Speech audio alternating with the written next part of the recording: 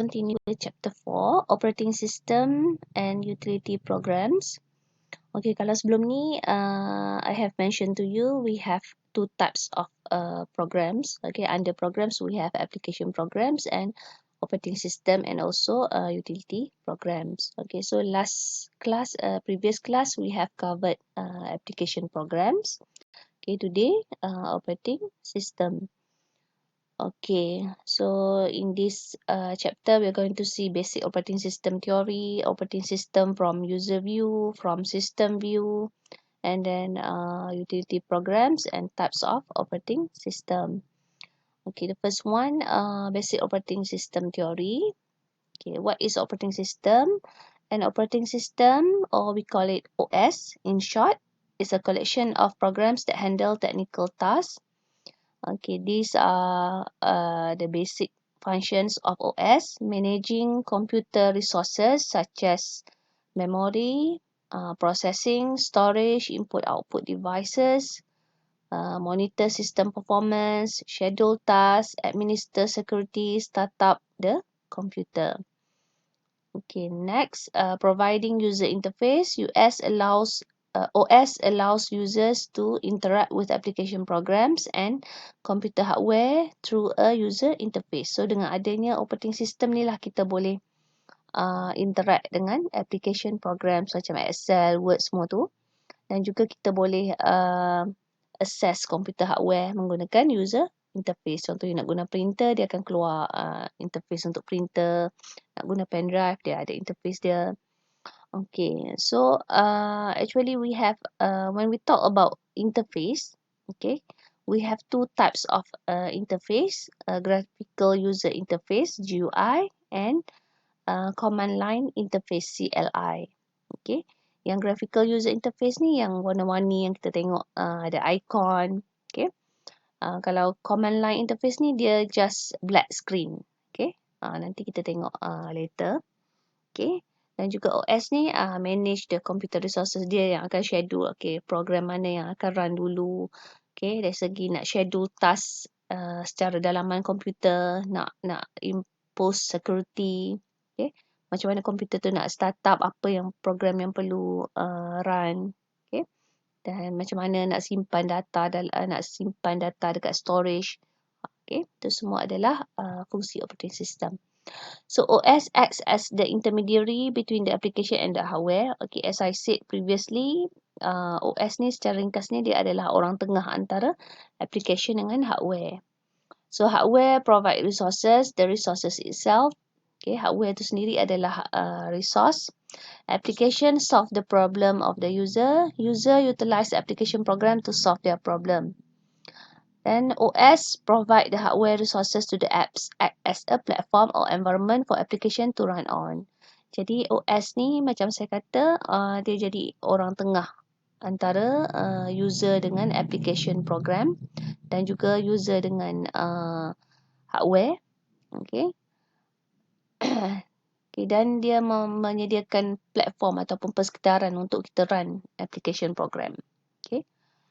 Okay, so user interact with the application program interact with OS, dan OS interact with the computer hardware. Ni adalah dia punya arrangement. Okay, susu galuh daripada user, sebab user tak boleh nak interact directly with the hardware, so dia memerlukan application akan interact with operating system, dan yang interact dengan hardware directly adalah operating system. Okay, next, let's go to GUI and CLI. GUI, with a graphical user interface, you interact with menus and visual images. Okay, yang kita nampak dalam bentuk image ni kan. Image, icon, semua ni dalam bentuk gambar warna-warni ni adalah graphical user interface. Okay, next is command line interface. Command line interface ni bila you type dekat search, dekat bawah sekali tu, sebelah kiri dekat Windows tu, you ada type here to search tu, you type CMD, dia akan keluar command line interface. Okay. With command line interface, a user use the keyboard to enter data and instruction. So kalau dekat command tu, you boleh check IP address of your computer, MAC address dan sebagainya lah. Okay, yang tu you akan belajar later. Okay. Okay, ni adalah command entered by user. Okay, kita boleh check connection. Okay, ni adalah command network ni. Ping, okay. Kalau you pernah ambil subjek network, you tahulah ping ni untuk apa. Okay. Okay, next. OS functions, running applications. OS, okay, macam mana OS berfungsi untuk run application? First, OS load and run applications such as word processors and spreadsheets. Most OS support multitasking. Multitasking means the ability to switch between different applications stored in memory. For example, with multitasking, you could have Word and Excel running at the same time and switch easily between the two applications. Okay, maksudnya you boleh buat kerja dalam satu masa tu, you boleh buka banyak windows, right? Okay, Word, Excel, buka PowerPoint dalam masa yang sama, you boleh switch. Okay, sekejap you buat, you menaip dekat Word, sekejap you cari data dekat Excel, sekejap you prepare your slide. Okay. Okay, so ini adalah fungsi OS yang membenarkan multitasking. So we have concept foreground and background. Foreground ni means the program that you are currently working on is described as running in the foreground. Background, the other programs are running in the background. Contoh bila you buka Excel, Word. Okay. Okay, contohnya bila you buka katalah Word, Excel dengan PowerPoint. Okay. Mestilah pada satu-satu masa tu you hanya aktifkan satu window sahaja. Contohnya you type, you sedang menaip dekat Word. So itu adalah foreground program. Yang lain-lain yang belakang tu Excel dengan PowerPoint tu adalah background. Maksudnya they are still running tapi di background lah. Maksudnya you tak touch dia, tak work on Excel dengan PowerPoint. You cuma work on Word sahaja. Okay. So Word tu akan jadi foreground program. Yang Excel dengan PowerPoint tu adalah background program. Okay, itu satu contoh multitasking. Okay, so these are the operating system functions. Secara ringkasnya, start and shut down a computer, provide user interface, manage programs, manage memory, monitor performance, establish internet connection, configure devices, coordinate tasks, provide utilities, automatically update. Okay, contoh Windows update ke apa semua tu. Control a network. Okay, macam mana you nak control apa yang you nak share, apa yang tak nak share, file mana yang you nak share, semua tu. Then administer security. Okay, siapa yang boleh access resources dekat komputer you semua. Okay. Sebagainya lah. Okay, ni adalah basic functions of OS. Okay, next, operating system view. Operating system is designed both by taking user view and system view into consideration. So, dia ada dua, system view dengan user view. Operating system view is about what the users and system thinks about operating system, what OS is to the user and what OS to the system. Okay, so ada dua view, system view dengan user view. Macam mana user melihat operating system tu sendiri dan bagaimana system view dia. Okay, the goal of operating system is to maximize the work and minimize the effort of the user. Maksudnya untuk membantu user ni optimizekan lagi penggunaan komputer tu. Okay, maximize the work and minimize the effort. So the user view on the OS is based on the system interface being used. Okay, single user system for convenience, user connected to mainframe or mini computer for effective utilization of hardware. Handheld computers for convenience plus efficiency. Okay, kalau kalau untuk mainframe dengan mini computer dia lebih kepada effective utilization of hardware. Tapi kalau untuk handheld computers macam phone semua tu convenience plus efficiency. Okay, most of the systems are designed to be operated by single user. However, in some systems, multiple users can share resources, which is memory. In these cases, operating system is designed to handle available resources among multiple users and CPU efficiently. So, kebanyakannya sistem direka bentuk untuk hanya satu pengguna dalam satu masa. Tetapi ada sesetengah sistem dia memang direka cipta untuk digunakan oleh ramai pengguna, okay, supaya dia punya resource tu biasanya memori lah, boleh dikongsi beramai-ramai. Okay, jadi dalam kes perkongsian resources ni, OS akan handle available resources among multiple users and CPU efficiently, secara efisien. Okay. Okay. So, operating system must be designed by taking both usability and efficient resource utilization into view. Jadi, dalam kes yang sharing resources among multiple users, okay, OS must ensure efficient resource utilization. In embedded system, automated system, user view is not present. Operating system give an effect to the user as if the processor is dealing only with the current task, but in background processor is dealing with several processes. Okay, kalau embedded system, biasa user view is not present. Okay, dia seolah-olah pengguna hanya nampak processor tu tengah run satu task sahaja. Okay, tetapi hakikatnya di belakang tu processor sedang menjalankan beberapa proses. Okay, contohnya kalau phone kan. Phone kita nampak kita hanya klik satu application. Tapi di belakang tu sebenarnya ada banyak lagi application yang tengah running. So semua tu is taken care by the OS. Okay. Okay, itu tadi dari segi user view. From system view, from the system point of view, operating system is a program involved or closely related with the hardware. Kalau kita tengok susunan tadi, user interact with application program interact with OS interact with the hardware. So, dari segi sistem view-nya, operating system ni berkait rapat dengan hardware. Operating system is resource allocator which allocate memory resources among various processes. It controls the sharing of resources among programs. So, bila katalah kita run banyak program pada satu masa, jadi OS ni bertanggungjawab, is responsible for controlling the sharing of resources among programs. Okay, program ni nak access bahagian memori yang mana, okay, speed banyak mana kena allocate untuk program ni sekian-sekian speed, sekian-sekian memori. Okay, it prevents improper usage, error and handle deadlocks conditions. Okay, deadlocks ni contohnya macam okay, semua berebut pada satu resource. Okay, dan semua program tu akan hang sebab tak ada resources. Sedangkan resource tu ada, cuma dia perlu di susun secara baik lah, take turn. Contohnya program ni guna banyak ni dulu. Okay.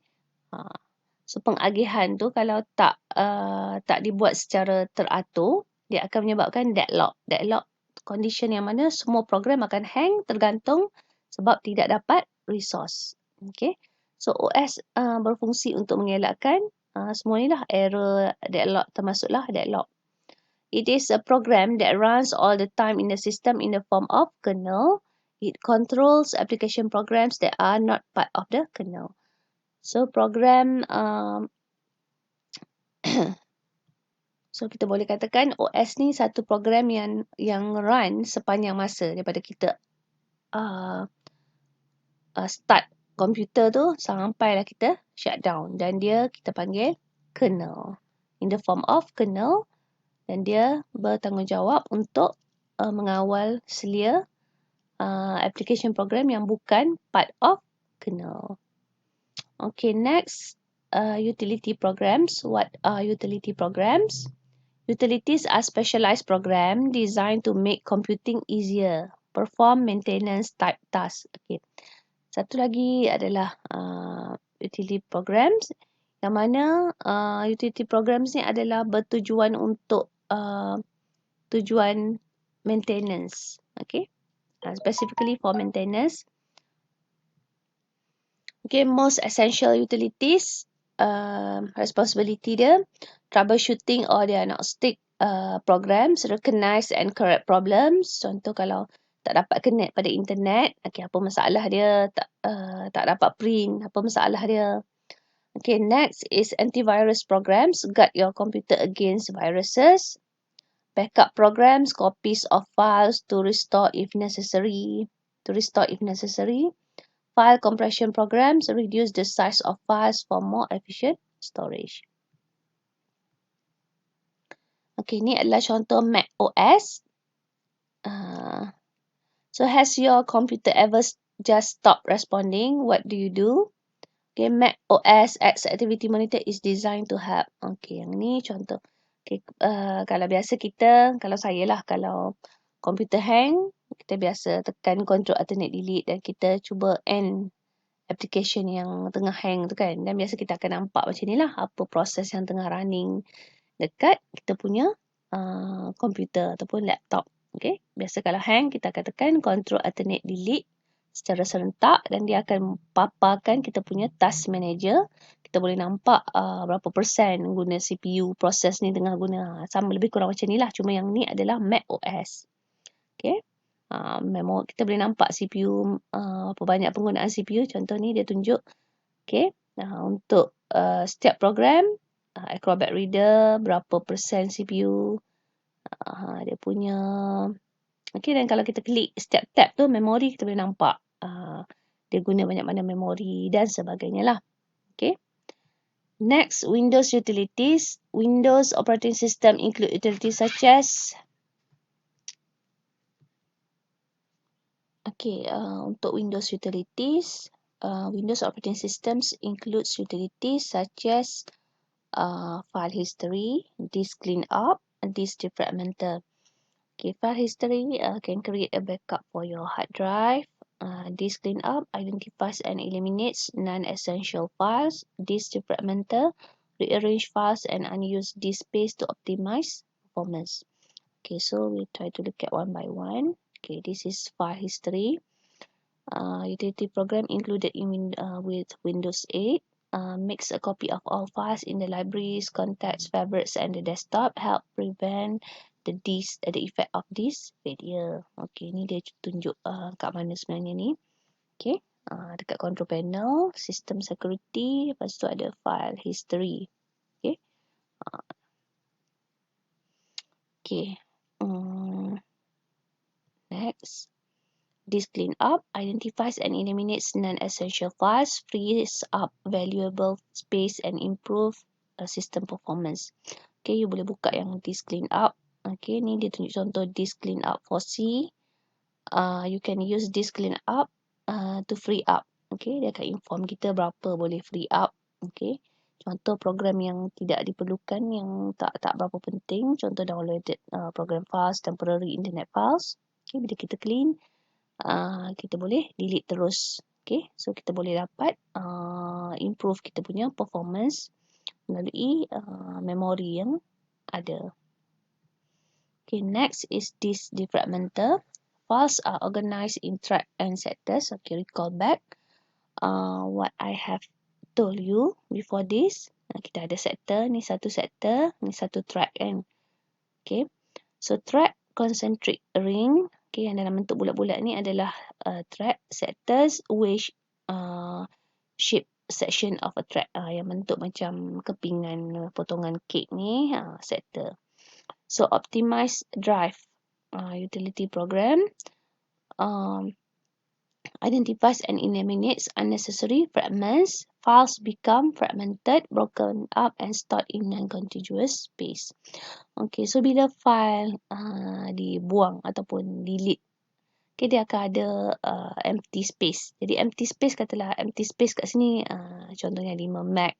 Lepas tu ada occupied space. Lepas tu ada lagi kosong 5 map lagi. Dan kita ada satu program, kita nak 10 map. Tapi masalahnya, kita ada 5 map, 5 MB, 5 MB yang berasingan. Jadi, disk defragmenter ni akan satukan. Maksudnya dia rearrange balik. kedudukan data dalam disk tu supaya kita boleh dapat space yang kita perlukan. Okay, optimize drive utility program identifies and eliminate unnecessary fragment.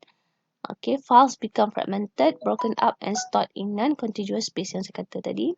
Okay, kita akan ada non-contiguous space. So, the disk defragmenter will rearrange file and unused disk space to optimize performance. Okay. So, you boleh search lah dekat bawah yang dekat komputer. You type here to search, you type defrag. Defrag, dia akan keluar ni.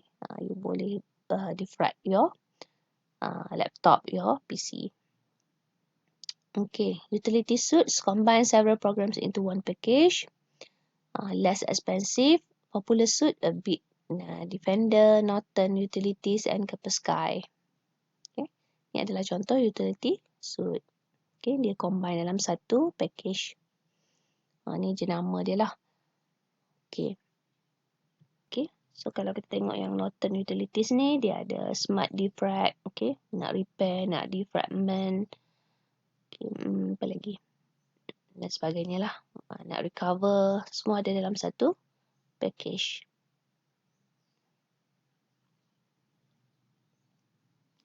Okay, next is types of OS. Okay, types of OS, 3 basic categories. Embedded operating system, smart alone operating system, and then network operating system. Okay, embedded operating system, RTOS, real-time operating system, usually used for smartphone, smartwatch, video game system. Okay, second one, standalone operating system, also called desktop operating system. Desktop operating system ni yang ada dalam PC kita biasanya. Then network operating system, for example, Windows Server, Linux, Unix. Okay, OS start on network server which coordinates all communication between the other computers. Biasa bila kita ada networking antara devices, kita akan install network operating system dekat server yang akan monitor ataupun coordinate semua communication antara device. Okay, this is mobile OS. Okay, mobile OS is part of embedded operating system which is less complicated and more specialized for wireless. Okay, biasa dekat tablet, dekat smartphone. Mobile OS resides on firmware. Okay, example Android, iOS and Windows for mobile edition. Okay, mobile OS. So these are the features of mobile OS. Android is an open source. Open source, recall balik apa maksud open source. Maksudnya dia dibenarkan untuk siapa jua pun modify dia punya coding. Okay, contribute untuk programkan dia punya code tu. Itu maksudnya open source. Linux based mobile operating system designed by Google for smartphone and tablets.